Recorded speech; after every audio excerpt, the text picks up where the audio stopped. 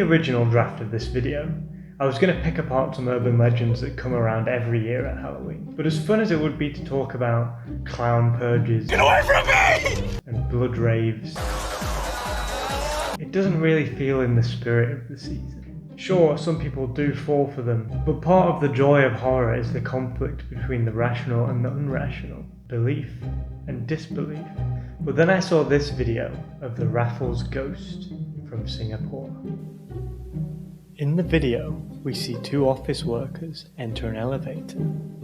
However, when they leave, we see something quite unexpected. Ooh. And let me tell you, the story behind this video certainly isn't in the spirit of the season. But before we begin, we need to take a trip back to the ancient times of the 1990s.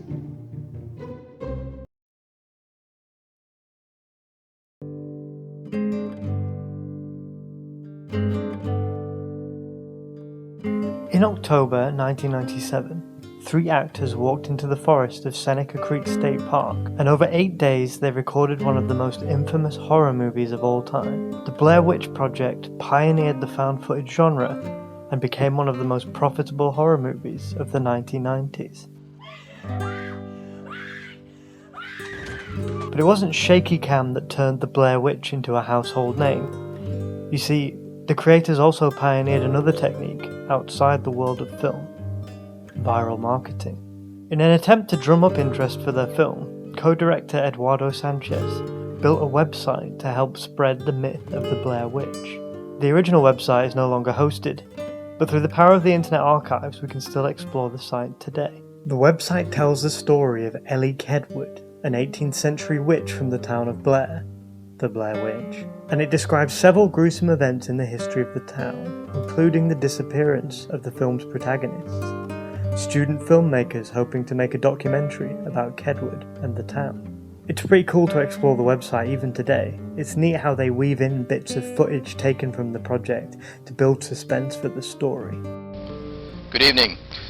The search of the 3 missing Montgomery College students continues in Frederick County tonight, as dozens of volunteers and state officials join local forces in what has now become a full-scale search of the Black Hills area. And it was a huge success. The film went on to gross $250 million worldwide, and that's a lot for a film that only cost $60,000 to make. Crucially for the marketing campaign, Sanchez presented the story as though it were real. And it was the doubts about the authenticity of the Blair Witch that generated such hype around the film. Therefore, it was implicit in the Blair Witch's marketing strategy that people believe a lie. I was pretty young when the film came out, but I can still remember the discussions we had about whether or not the Blair Witch was real. But you don't need to take my word for it. In an interview with BuzzFeed, one of the film's actors, Michael C. Williams, describes how his family received voicemails offering them condolences for his death. If you look up information about the marketing of the Blair Witch campaign, you'll find hundreds of articles explaining how it was genius. But they all seem to skip over the fact that a portion of the population was deliberately misled. And for what? To market a movie?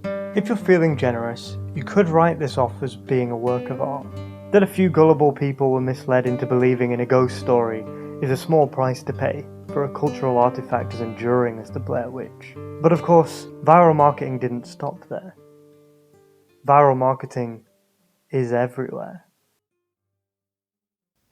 So what about our Singaporean ghost? Well, as you may have guessed already, this ghost is actually the foundation of a viral marketing campaign.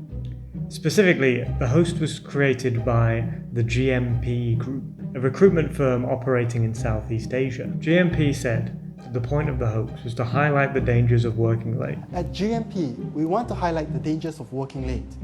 Stress, fatigue, ill health are just a few. And if you're really unlucky, you might see a ghost. Just kidding. But ultimately, this is an ad campaign. Now of course, most people didn't fall for the hoax, but we can't all be as smart as this guy, and a few people did slip through the cracks, which when you stop and think about it is pretty messed up. A company paid $100,000 to spread a hoax that some people believed. Now, of course, the Raffles Ghost is just one thematic example for this time of season. Plenty of other examples of marketing hoaxes exist. For example, Marc Ecko's clothing line, convincing many people, including the United States Security Services, that they had graffitied Air Force One.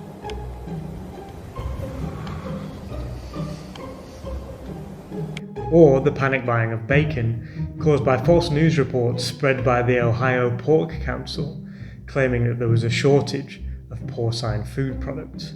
And of course, this isn't kids or artists trying to spread an urban legend. These are companies deliberately manipulating people to promote their products, often unknowingly. And if someone believes the lie, well, that's just collateral damage. There's no consent and no debrief.